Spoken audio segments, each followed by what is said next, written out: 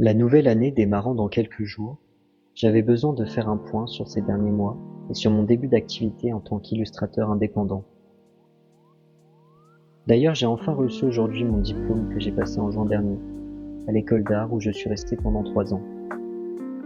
Là-bas, j'ai vraiment pu expérimenter beaucoup de matériaux et de techniques différentes, que ce soit par la sérigraphie, du travail d'impression, de la reliure, quelques travaux également avec du bois, et bien sûr du travail graphique sur ordinateur.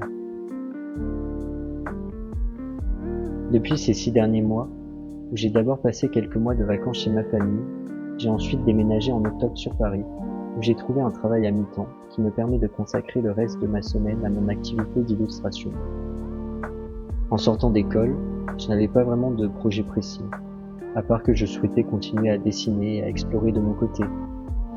Mais j'avais beaucoup de villes dans lesquelles emménager en tête, et je cherchais un peu tous les jobs possibles qui me permettent de me rémunérer de manière plus stable, à côté de mon début en freelance. J'avais déjà créé administrativement mon statut d'artiste-auteur il y a 1 an de cela maintenant, mais que j'avais au final laissé de côté le temps de préparer mon diplôme. En attendant un nouveau boulot et un déménagement, j'ai pu profiter de temps pendant les vacances chez ma famille pour peindre sur des grands formats et faire de l'argile. Mais pour le moment, ces travaux sont restés dans l'ombre. Je les ai laissés de côté. J'aimerais beaucoup un jour les montrer, en faire une courte exposition, proposer un événement au sein d'une association ou un tiers-lieu. Pendant plusieurs semaines, j'ai aussi pris le temps d'aider l'association L'Art en Chemin, en les aidant bénévolement sur leur travail de communication. Cette association met en place des événements culturels et artistiques dans plusieurs villages de l'Oise, des propositions pour lesquelles j'ai alors créé plusieurs visuels et vidéos afin de les annoncer et de les communiquer au public.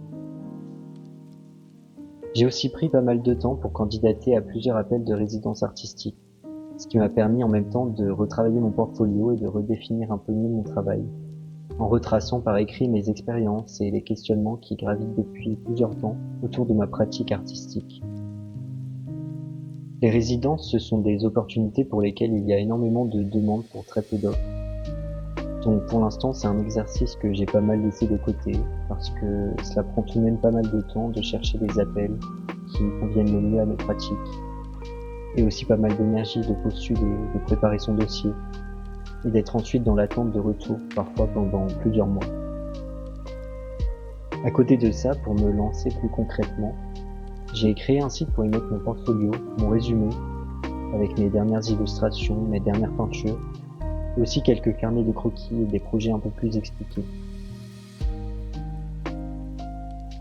Comme première réelle approche en tant qu'illustrateur indépendant, j'ai décidé pendant les vacances de démarcher la petite boutique qui a ouvert il y a peu dans le village de mes parents. C'est un salon de thé qui fait aussi boutique de créateurs, créatrices. Il y a des bijoux, des textiles. Je m'y suis alors rendu avec mon portfolio pour proposer à la gérante quelques-uns de mes objets à la vente, que ce soit des tirages, des stickers, des puzzles que j'avais créés pendant mes études, et quelques pièces en argile. J'étais alors très content qu'elle accepte de me trouver une place au sein de sa boutique. C'est un tout petit village, alors c'était pas vraiment sûr que mon travail me touche, ne serait-ce qu'une seule personne là-bas. Mais au final, j'ai tout de même eu quelques ventes, ce qui m'a donné un peu plus de motivation pour démarcher par la suite d'autres boutiques. Pour mon premier contrat, j'ai pu le trouver sur les réseaux sociaux, en démarchant une association qui cherchait un illustrateur graphiste pour créer leur logo. C'est une association qui crée des sanctuaires pour animaux recueillis d'élevage. C'était alors une belle opportunité qui alliait à la fois mes valeurs et mon travail de dessin, et qui m'a permis de signer ma toute première facture. Mes commandes suivantes, elles, sont venues directement de demandes d'amis et de collègues, que ce soit pour illustrer leurs nouveaux CV, pour des événements ou pour des cadeaux de Noël.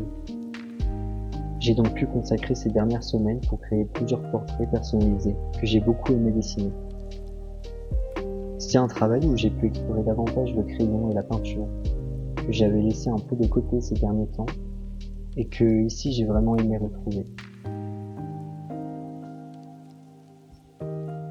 Le mois dernier se tenait le festival d'illustration et presse jeunesse à Montreuil, un salon littéraire dédié aux ouvrages jeunesse, durant lequel plusieurs maisons d'édition sont invitées à tenir un stand pour présenter pendant plusieurs jours leurs dernières sorties.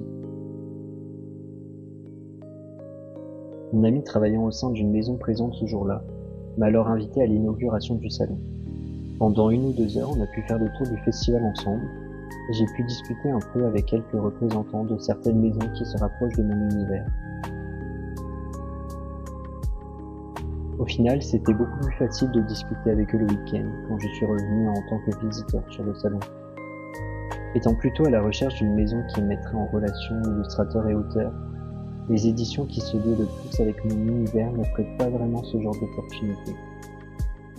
Les artistes édités sont à la fois auteurs et illustrateurs et viennent vers eux avec un projet déjà écrit en main. J'ai quand même envoyé quelques portfolios à la suite de ce week-end, mais beaucoup moins que ce à quoi je pouvais m'attendre. Écrire un projet de roman graphique sera alors probablement dans ma liste pour 2026. Avec mon amie Chloé, on a tout de même pu passer ce jour-là devant un appel à projet de premier album jeunesse. On s'est alors motivé pour créer ce projet à deux, elle à l'écriture et moi à l'illustration, pour ensuite combiner nos compétences mutuelles en graphisme.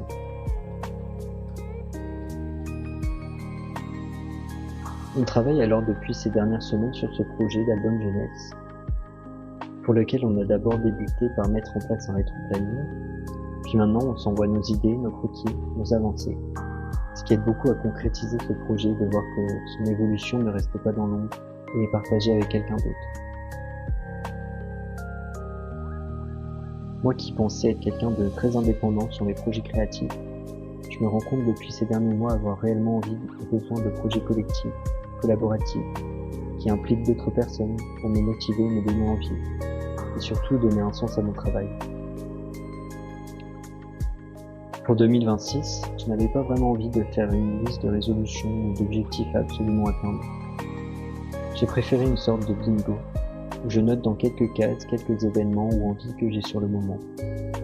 Mais pas de pression si ces cases ne sont pas remplies d'ici la fin de l'année. C'est beaucoup moins contraignant qu'une liste à cocher. Sachant que les résolutions peuvent être une bonne chose selon certains ou certaines, mais pour aujourd'hui, je sens que cela ne serait pas le bon moment de figer mes envies. Mes objectifs changent souvent selon les personnes que je rencontre, les opportunités que je vais chercher, mais qui parviennent aussi parfois à moi. J'ai alors rempli seulement quelques cases avec mes dernières envies, et je laisse de la place pour remplir ce tableau au fur et à mesure de l'année qui va suivre.